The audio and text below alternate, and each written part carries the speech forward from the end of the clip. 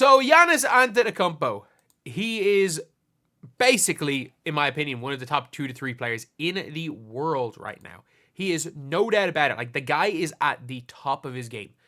And obviously, the Milwaukee Bucks absolutely stink. The Milwaukee Bucks suck. They're a team that needs defense, and all of a sudden they're now like in the sweepstakes for a bunch of like offensive only players. Like, it's a really, really weird one when we look at the Milwaukee Bucks, and it is likely, I think, that Giannis goes during the summer. Like, he is a guy who does not care where he is. Like, Giannis Antetokounmpo is from Greece, came from nothing, and this guy does not care about being in LA. He does not care about being in Miami. He does not care about being in New York. He just wants to win. He's happy. If Milwaukee keep putting out a good team, he's happy. And look, he probably signed off on the Dame Lillard trade. In hindsight, one of the worst trades in NBA history. For me, it goes down. It's like, I'm trying to think of like trades where teams close their window by making a trade. And it's like the window for Phoenix Suns closed with the Shaq trade.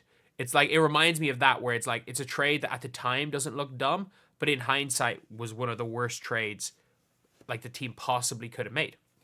But there is one team that has already come out to say they will not be trading for Giannis. And for me, it's like, this might be the dumbest statement I think I've ever seen.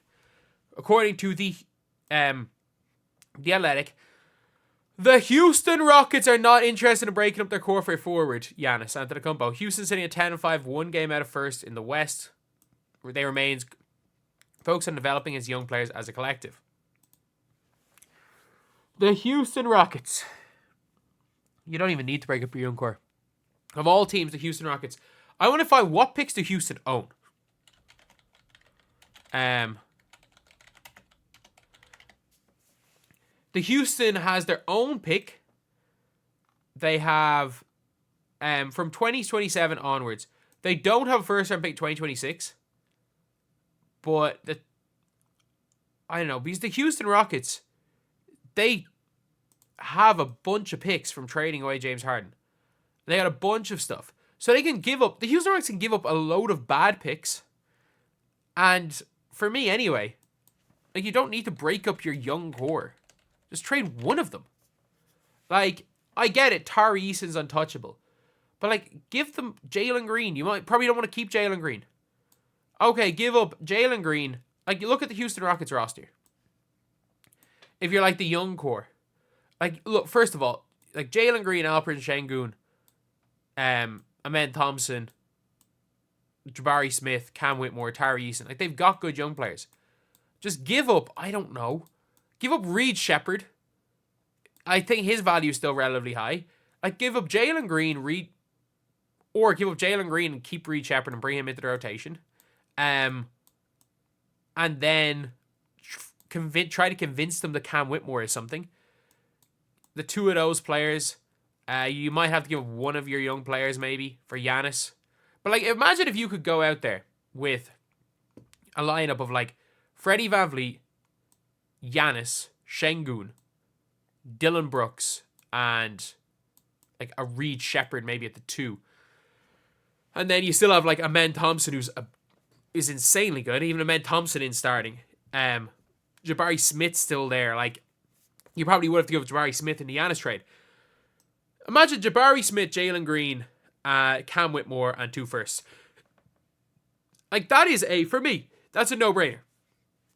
It is an absolute no-brainer for the Houston Rockets. But still, they're not breaking up.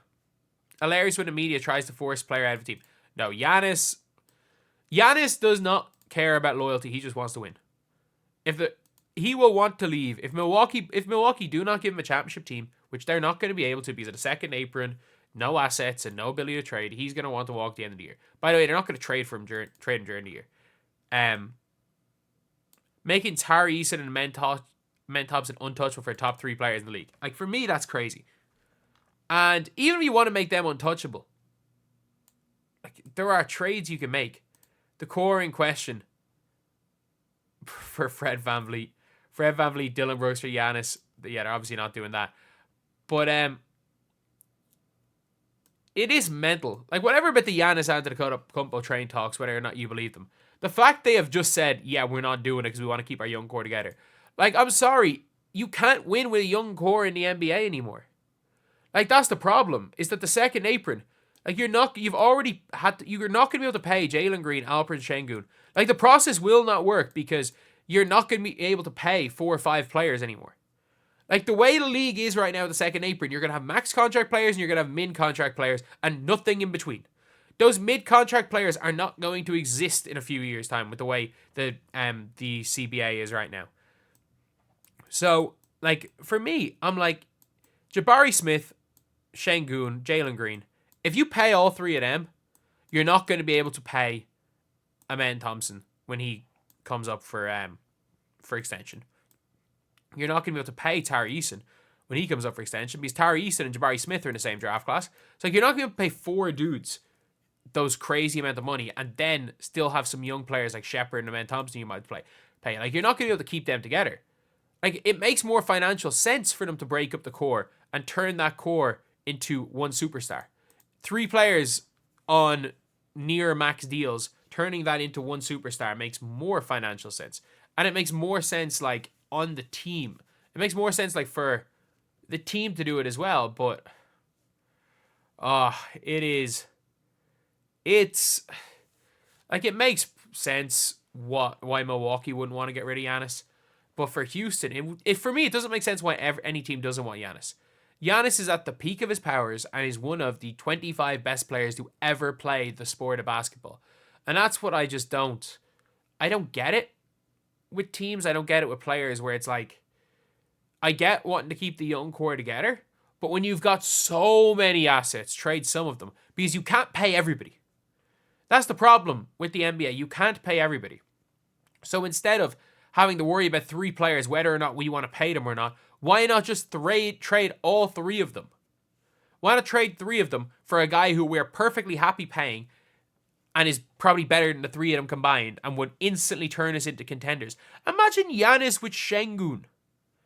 And then you've got Giannis, Şengün, and Men Thompson still being there. You've got Tari Eason probably still being there. And, like, you can get shooters around them. Reed Shepherd's going to be helped.